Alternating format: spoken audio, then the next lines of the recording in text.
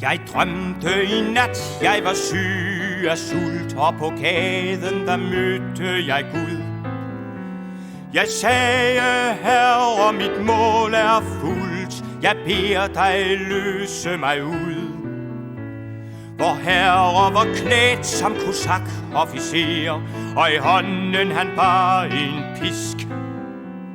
Han råbte, hvem er den lus, der beder foran slagterens fyldte disk?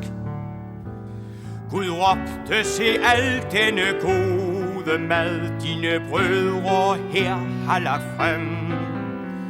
De sultne bærer sig tåbeligt had, den ligger der også til dem. Så skreg han vredt, er din arm for kort, vil du kun være from og tryg. Så løftede han hånden og jog mig bort med et piskeslag over min ryg. De fattiges oprør er Herrens røst, hans udvalgte folk er vi. Men han under os ingen hjælp og trøst, før vi selv har kæmpet os fri.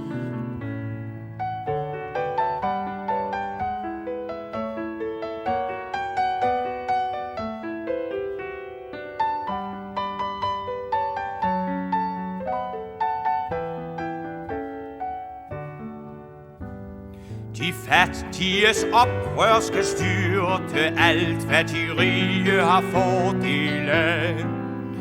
Vi er vredens børn, vi er jordens salt, vi vil sejre en skønne dag.